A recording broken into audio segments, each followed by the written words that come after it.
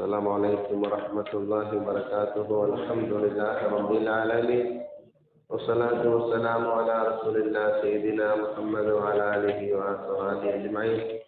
அல்லாஹு தஆலா நாம் செய்த பாவங்களை எல்லாம் மன்னிப்பானாக. நோயற்ற நீண்டாயுளை குறைவற்ற சந்தத்தை தந்து அவனது பொருத்தமான வாழ்வை நாம் வாழ்வதற்கு அல்லாஹு தஆலா தௌஃபீக் செய்வானாக.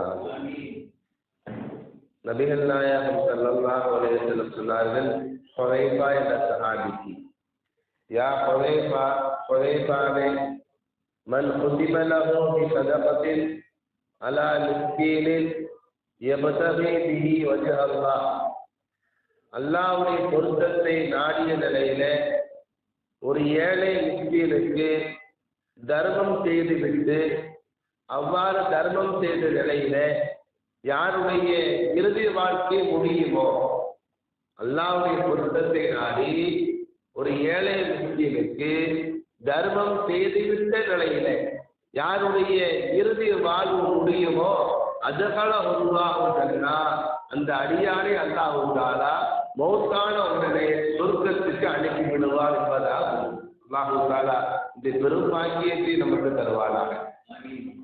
காலமெல்லாம் தர்மம் செய்வது பெரும் பாக்கியம் என்றாலும் கூட எந்த நாளிலே அல்லாஹ் நமக்கு மௌத்தை தருகிறானோ, எந்த நேரத்திலே அல்லாஹ் நமக்கு மௌத்தை தருகிறானோ, எப்போது நாம் மௌத்தாக போகிறோமோ அப்போது ஒரு தர்மத்தை செய்துவிட்டு நாம் மௌத்தாகிறோம்.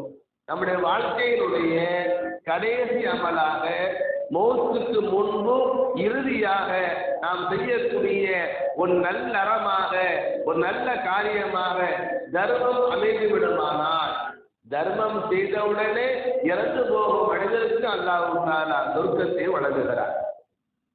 ஹில்யத்துல் அவுலியா என்ற கிதாபில் இந்த ஹதீஸை நாம் பார்ப்போம்.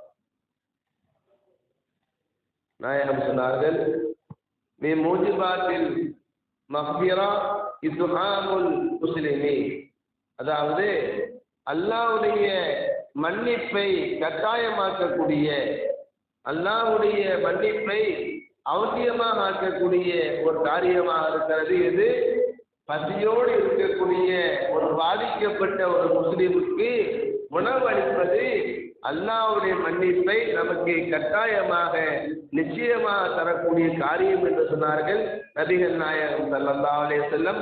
ஹாக்கிம் என்ற கிதாபில இந்த ஹதீஸை நாம் பார்க்கிறோம்.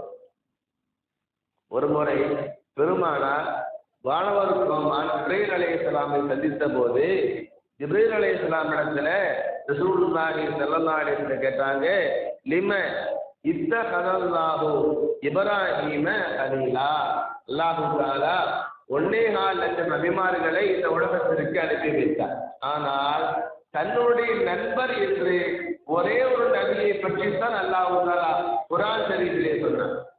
நம்முடைய நாயகம் ஸல்லல்லாஹு அலைஹி வஸல்லம் அவர்களும் அல்லாஹ்வுடைய நண்பர் தான். இப்ராஹிம் அலைஹிஸ்ஸலாமுக்கு அல்லாஹ் கொடுத்த பட்டம் கலீல். கலீல் என்றால் அல்லாஹ்வின் நண்பர் என்று அர்த்தம். ரசூலுல்லாஹ்வுக்கு அல்லாஹ் தஆலா கொடுத்த பட்டம் ஹபீப். ஹபீப் என்றாலும் அல்லாஹ்வுடைய நண்பர் என்றுதான் அர்த்தம். ஆனால் இப்ராஹிம் நபிக்கு அல்லாஹ் கொடுத்த அந்த கலீல் என்ற பட்டத்தை விட தன்னுடைய நட்புக்கு ரசூலுல்லாஹ்வுக்கு அல்லாஹ் கொடுத்தானே ஹபீப் என்ற பட்டம், அந்த ஹபீப் என்ற பட்டம் கலீல் என்ற இப்ராஹிம் நபிக்கு கொடுத்த பட்டத்தை விட ரசூலுல்லாஹி ஸல்லல்லாஹு அலைஹி வஸல்லம் அவங்களுக்கு அல்லாஹ் கொடுத்த ஹபீப் என்ற பட்டம் மேலானது, உயர்வானது. என்ன அர்த்தம்? இப்ராஹிம் அலைஹிஸ்ஸலாம் கலீல், அல்லாஹ்வுடைய நண்பர். ரசூலுல்லாஹ் ஹபீப், அவங்களும் அல்லாஹ்வுடைய நண்பர். என்ன அர்த்தம்? கலீலுல்லான்னு சொன்னா இப்ராஹிம் அலைஹிஸ்ஸலாம் அல்லாஹ்வுடைய நண்பர்னா அதுக்கு என்ன அர்த்தம் கேட்டா, அல்லாஹ் விரும்புற மாதிரி இப்ராஹிம் அலைஹிஸ்ஸலாம் நடப்பாங்க.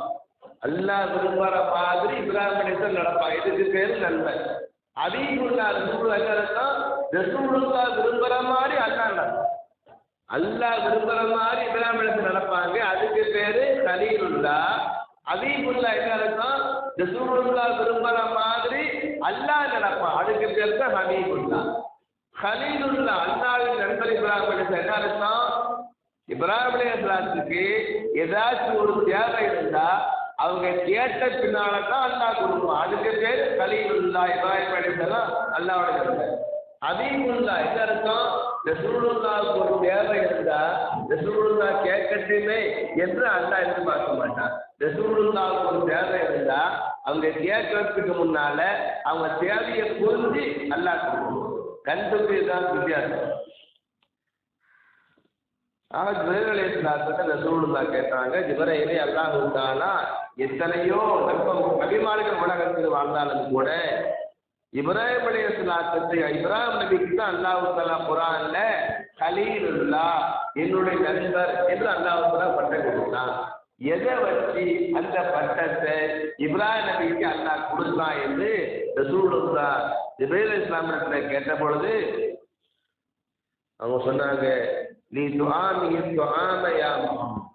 முஹம்மது ஸல்லல்லாஹு அலைஹி வஸல்லம் அவர்களே, இப்ராஹிம் அலைஹிஸ்ஸலாமுக்கு ஒரு குணம் இருந்துச்சு. என்ன குணம்? யாரு பசியோடு இருந்தாலும் பசியோடு வாழக்கூடிய மக்களுக்கு உணவே உடனடியாக உணவை கொடுத்து பசியை போய்க்கிடுவாங்க. பசியோடு வாழ்ந்த மக்களுக்கு, பட்டினி கிடக்கக்கூடிய மக்களுக்கு இப்ராஹிம் அலைஹிஸ்ஸலாம் உணவளித்து பசியை போக்கக்கூடிய உயர்ந்த குணத்தை பெற்றிருந்தாங்க. ஏழை எளிய மக்களுக்கு உணவளித்து காப்பாற்றுகிற அவர்களை பெற்றிருந்த இந்த உன்னதமான குணத்தை கொண்டுதான் அவர்களுக்கு அல்லாஹ் தஆலா கலீலுல்லாஹ் அல்லாஹ்வின் நண்பர் என்ற பட்டத்தை அல்லாஹ் கொடுத்தான் என்று சொன்னாங்க வானவர் கோமான் இப்ராஹிம் அலைஹிஸ்ஸலாம். குர்துபி என்ற கிதாபில் இந்த ஹதீஸை நான் பார்க்கிறோம். இறுதியான ஒரு தகவல், ஒரு முறை ரூஹுல்லாஹி ஈசா அலைஹிஸ்ஸலாம் சில மக்களை பார்க்கிறோம். அந்த மக்கள்லாம் காலை நேரத்தில் வேலைக்கு போனாங்க. வேலைக்கு போகக்கூடிய அந்த மக்களை பார்த்துட்டு அந்த கூட்டத்தில் போன ஒரே ஒரு ஆளை பார்த்து ஈசா அலைஹிஸ்ஸலாம் அதோட உள்ளத்தில் நினைச்சாங்களாம், யமூத்து அஹது ஹாஉலாஇ யௌம இன்ஷா அல்லாஹ். இதோ இந்த மக்கள்லாம் வரிசையாக சாரை சாரையா போறாங்கல்ல, இந்த மக்கள்ல ஒரு ஆளை பார்த்து ஈசானுக்கு நினைச்சாங்க, இதோ இந்த ஆள் மட்டும் இன்னைக்கு திரும்பி வரமாட்டாரு. எல்லாத்தோடையும் சேர்த்து வேலைக்கு போகக்கூடிய ஆட்கள் எல்லாரும் வந்துருவாங்க, இந்த ஆள் மட்டும் போன ஊர்ல போன இடத்துல மூத்தா போயிடுவாரு, திரும்பி வரமாட்டாருன்னு சொல்லி ஒரு குறிப்பிட்ட ஆளை பார்த்து ஈசா அன்னைக்கு சொல்லல. அவரை கூப்பிட்டு மற்ற ஆளுக்களை கூப்பிட்டு இதால மூத்தா போயிருவாருன்னு சொல்லல. நான் மனசுக்குள்ள ஒரு ஆளை நினைச்சேன். பிறகு மாலை நேரம் திரும்பியது. மாலை நேரம் திரும்பிய பொழுது எல்லா மக்களும் திரும்பி வராங்க.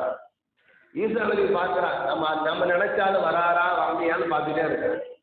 சுப்ஹானல்லாஹ், அவரை தான் முதல் ஆளா ஈசா அலைஹிஸ்ஸலாம் யாரு பயணத்துல மூத்தா போயிருவாருன்னு சொன்னாங்களோ அந்த ஆள் தான் முதல் ஆளா திரும்பி வரும்.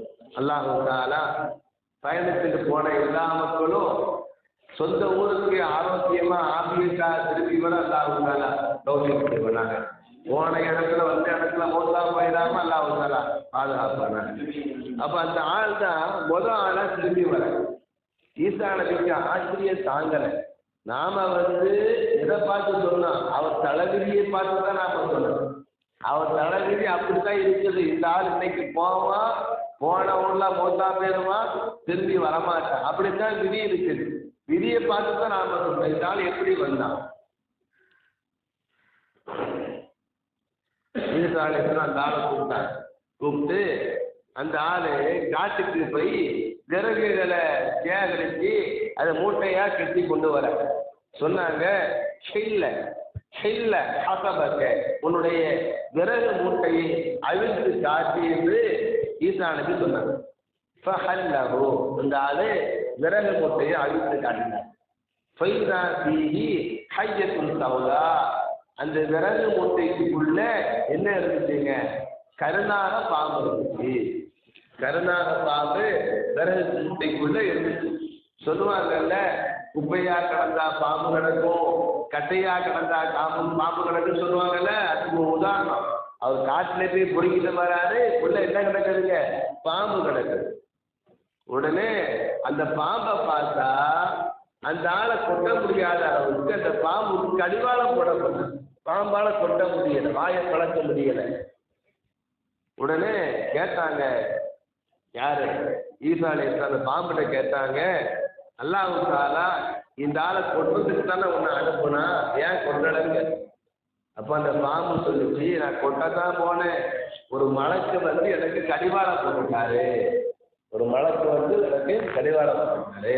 நண்பர்களே, என்றைக்குமே மலக்குமார்களை நம்முடைய நண்பர்களாக நாம் ஆக்கணும். மலக்குமார்களுடைய நட்பு, மலக்குமார்களுடைய உதவி, மலக்குமார்களுடைய தோழம் நமக்கு இருந்தா நமக்கு எந்த ஆபத்தும் வராது.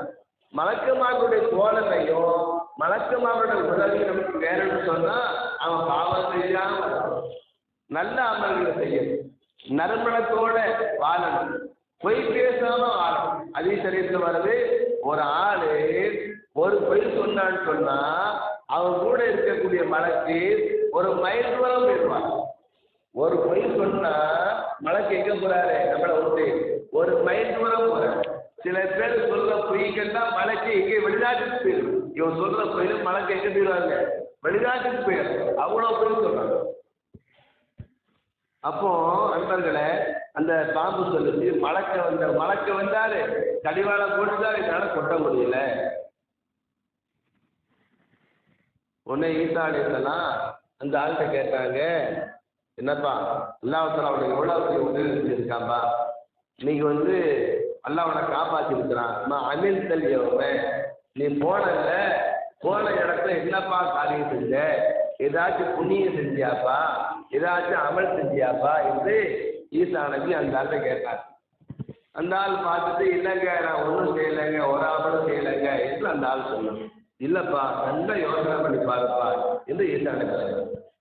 நல்ல யோசனை பண்ணிட்டு அந்த ஆள் சொன்னா, ஆமா நான் ஒரு காரியம் செஞ்சேன். என்னப்பா காரியம் செஞ்சேன்? நான் வேலைக்கு போகும் பொழுது வேலையை முடிச்சு சாப்பிட்றதுக்காக வேண்டி ரொட்டி கொண்டு போயிருந்தேன், ஒரு சில ரொட்டிகளை கொண்டு போயிருந்தேன். நான் சாப்பிட்றதுக்காக உட்கார்ந்த சமயத்தில் இப்போ மர்ரபி மிஸ்கி, ஒரு மிஸ்கீனு என்னை கடந்து போனார். என்னை தாண்டி ஒரு மிஸ்கீனு தட்டியோடி போனார். ஃபஸஅலனி, அவர் என்னிடத்தில் உதவி கேட்டார். என்னிடத்தில் பசிக்கிறது உணவு தாருங்கள் என்று கேட்டார். நான் வச்சிருந்த ரொட்டியில சில ரொட்டி துண்டுகளை அவருக்கு நான் கொடுத்தேன். அவர் சாப்பிட்டாரு, என்னை பார்த்து சந்தோஷமா பார்த்து சிரிச்சாரு, என்னை பார்த்து அவர் சந்தோஷப்பட்டாரு. இந்த காரியத்தை தான் நான் செஞ்சேன். நண்பர்களே, நம்ம எந்த அவசரத்துல போனாலும் யாராவது ஒரு ஆளு கேட்காட்டா பரவாயில்லை, அந்த கேட்டுட்டாங்கன்னு சொன்னா இல்லைன்னு சொல்லக்கூடாது. என்ன முடியுமோ, நமக்கு 1008 வேலை இருக்கும். ஆனா அல்லாஹ் தாலா ஒரு ஆளை உனக்கு ஏன் அனுப்புறா தெரியுமா? நீ போற வேலை நல்ல விதமா முடியணும், அதுக்கு தான் இந்த ஆளை அனுப்பும். இந்த ஆளுக்கு நீ கொடுக்குற அந்த காசு, இந்த ஆளுக்கு நீ செய்யற உதவி, இந்த ஆளுக்கு நீ போடுற உணவு, நீ எந்த வேலைக்கு போறியோ அந்த வேலைக்கு போறதுக்கு முன்னாலே உனக்கு போன வந்துடும். நீ வர வேண்டாம், ஒரு வேலை கொண்டு போய் உங்க ஆளையே லைட் ஆகிடும். இதுக்குத்தான் அல்ல ஆளானு. உன்னை ஈசானுக்கு சொன்னாங்க, நீ செய்த தர்மத்தால் உன்னை விட்டு மரணம் தடுக்கப்பட்டது. நீ உன்னுடைய விதிப்படி இன்னைக்கு தான் மௌத்தாகணும். ஏன் மௌத்தாகல? ஒரு ஆளுக்கு உணவளிச்சிய, ஒரு ஆளுக்கு ரொட்டி கொடுத்து பசிய போக்குதல்ல, அந்த தர்மத்தை வச்சு இன்னைக்கு வர வேண்டிய மௌத்தை அல்லாஹ் தள்ளி போட்டுடா என்று சொன்னாங்க ஈசா அலைஹிஸ்ஸலாம். நண்பர்களே, தர்மத்திற்கு அல்லாஹ் தருகிற பரிசு என்ன தெரியுமா? நம்முடைய ஆயுள் காலத்தை கூட நீளமாக்கி விடுகிறான். அல்லாஹ் தஆலா ஏழை எளிய மக்களுக்கு உணவளித்து காலமெல்லாம் இரக்க உணர்வோடு நாம் வாழ்வதற்கு அல்லாஹ் தௌஃபீக் செய்வானாக. தபரானி என்ற கிதாபில் இந்த ஹதீஸ் வருகிறது. ஆமீன் யா ரப்பல் ஆலமீன். வ ஆகிரு தஅவானா அனில் ஹம்துலில்லாஹி ரப்பில் ஆலமீன். அஸ்ஸலாமு அலைக்கும் வ ரஹ்மத்துல்லாஹி வ பரகாத்துஹு.